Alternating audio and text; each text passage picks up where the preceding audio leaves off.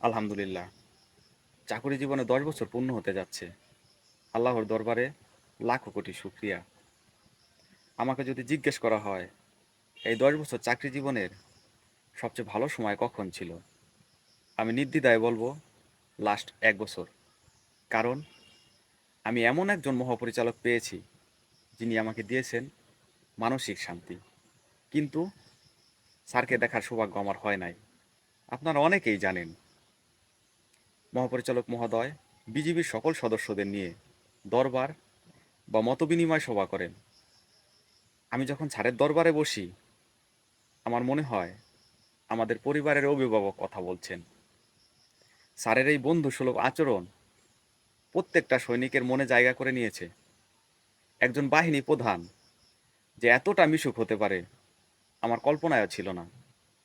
আমি একজন সাধারণ সৈনিক, সেই হিসেবে বাংলাদেশের জনগণ বা নীতি নির্ধারকরা যদি আমাকে জিজ্ঞাসা করে যে আমি বিজিবির জন্য কি চাই, আমি এক বাক্যে বলবো, আমি চাই স্যার তার চাকরি জীবনের বাকি দিনগুলো বিজিবিতে কাটাক।